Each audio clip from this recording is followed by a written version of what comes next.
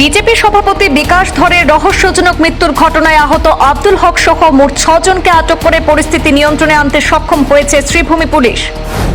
ঘটনাকে ঘিরে উত্তপ্ত হয়ে ওঠে পরিস্থিতি। একাংশ ক্ষুব্ধ জনতা স্থানীয় কয়েকটি দোকান, বসতবাড়িতে ভাঙচুর এবং আগুন লাগানোর মতো অপ্রীতিকর ঘটনা ঘটানোর অভিযোগ।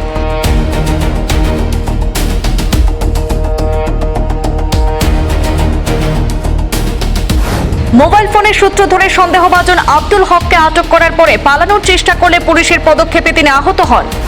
মোবাইল নেটওয়ার্কের সূত্রে দ্রুত ত্রিপুরার দামছড়া এলাকা থেকে সোনামুদ্দিন নামের আরও একজনকে আটক করা হয়েছে। জমি সংক্রান্ত বিরোধের সালিশিকে কেন্দ্র করে বিকাশ ধর মারা যেতে পারেন এমনটাই ধারণা একটি স্থানীয় সূত্রের। নেপথ্যের স্বাধীন কোনো নিশ্চয়তা এখনো পাওয়া যায়নি। পুলিশি তৎপরতায় পরিস্থিতি নিয়ন্ত্রণে রয়েছে। এই ঘটনার সঙ্গে ক্ষতিগ্রস্তদের সংশ্লিষ্টতা থাকার বিষয়টিতে এখনো ধোঁয়াশা।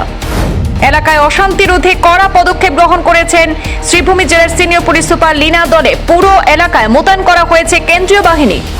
পুলিশকে আইনের কাজ করতে দিন, ঘটনার জেরে কেউ আইন হাতে তুলে না দিতে জোরালো আহ্বান জানিয়েছে পুলিশ প্রশাসন।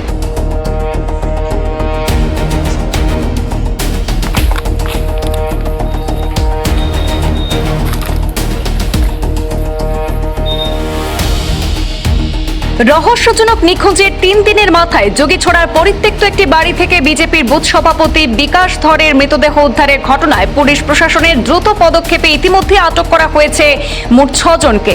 প্রতিবাদে তুমুল অশান্তিকর পরিস্থিতির সৃষ্টি হলেও বর্তমানে পুরো ঘটনার রাশ মুঠোয় নিতে সক্ষম হয়েছে শ্রীভূমি পুলিশ।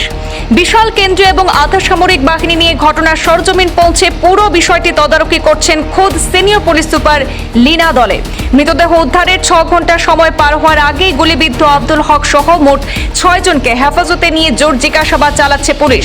এই ঘটনার নেপথ্যে কি কারণ রয়েছে তা এখনো পর্যন্ত খোলাসা করেনি পুলিশ। তবে স্থানীয় একটি সূত্র মারফত জানা গেছে যে দুই পক্ষের জমি বিবাদে সালিশি নিয়েই এই ঘটনার সূত্রপাত হতে পারে বলে সূত্রের খবর।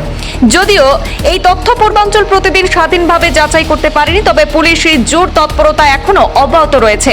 খুব শীঘ্রই পুলিশ ঘটনার সব রহস্য উদ্ঘাটন করতে সক্ষম হবে বলেই মনে করছেন ওয়াকিবহাল মহল। মৃতদেহ উদ্ধারের পরেই একাংশ ক্ষুব্ধ জনতা ঘটনাস্থলের এলাকার কয়েকটি দোকান এবং বসতবাড়িতে ভাঙচুর এবং অগ্নিসংযোগ করার ঘটনা প্রকাশ্যে এসেছে। তার কিছু ভিডিও ফুটেজ আমাদের হাতে এসে পৌঁছেছে। এই হত্যাকাণ্ডের সঙ্গে ক্ষতিগ্রস্ত বাসিন্দাদের সংশ্লিষ্টতা থাকার এখনো পর্যন্ত কোনো সুনির্দিষ্ট তথ্য প্রকাশ করেনি পুলিশ প্রশাসন। এখনো তদন্ত অব্যাহত রয়েছে। উত্তপ্ত পরিস্থিতিতে লাগাম টেনে পুলিশ বেশ সতর্কতা অবলম্বন করছে। অশান্তি রোধে কড়া পদক্ষেপ গ্রহণ করেছেন পুলিশ সুপার লীনা দলে। এই হত্যাকাণ্ডের সংযোগ থাকার অভিযোগে ত্রিপুরার দামছড়া এলাকা থেকেও একজনকে আটক করা হয়েছে বলে খবরে জানা গেছে। ক্ষতিগ্রস্ত জনৈক ব্যবসায়ীর দাবি যে দোষীদের অবশ্যই সাজা পেতে হবে, কিন্তু অশান্তির পরিবেশ সৃষ্টি করে নিরীহদের হয়রানি মোটেই কাম্য নয়। আমাদের হাতে মন্তব্য রয়েছে, সরাসরি শুনবো তারা কি বলছেন। আমার বাড়ি বাজারও আজকে শুক্রবার জুম্মার নমাজর আমরা খালি নমাজে ঢুকতাম মসজিদে। ওই সময় অতর্কিত হামলা আমরা দোকানে কয়েকশো ছেলে আইয়ার এবং বাজারছড়া পুলিশ প্রশাসন, সিআরপিএফ, পুলিশ কমান্ডো বাহিনী এখানে উপস্থিত থাকা সত্ত্বে এরা খালি ফুইসল মার হয় না, আর সব জিনিসপত্র ভাঙিয়া করিয়া আমরা রেড দিয়ে ডিল মারিয়া আমরা দোকানপাট ভাঙচুর করিয়া শাটার ভাঙিয়া সাফল দিয়ে শশ সাফল লইয়া আক্রমণ করিয়া কেন এত অতর্কিত হামলা? আমরা মানুষ, সংখ্যালঘু মানুষ, বাজারে ছড়াত আমরা একদম মুসলিমে কম মানুষ, 4-5টা দোকান ওসব দোকান ভাঙিয়া লুটপাট করে লইয়া গেল গিয়া। আর এখন ভিডিও করতে সময় একজন অফিসারে কয়েন ভিডিও করো কেন, মানে আমরা কিলা বাঁচতাম দেশবাসীর সামনে তুলে ধরলাম জিনিসের দোকান আমরা মানে বিভূত আছি। আর এখন পরে শুনলাম এটা কিতার লাগিও শুনছি সাগরমার একটা ছেলে তার বিকাশ দল তারা বলে খেবা কারা নিয়ে কিন্তু মারিয়া ও যোগী সরানো সব এখান থেকে অনেক দূরে প্রায় 12-13 কিলোমিটার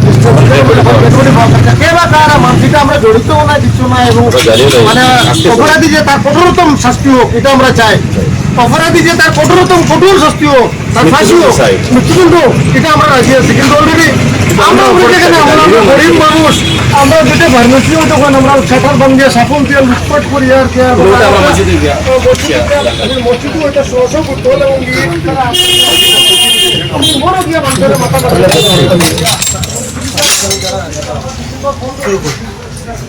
kita mas tuh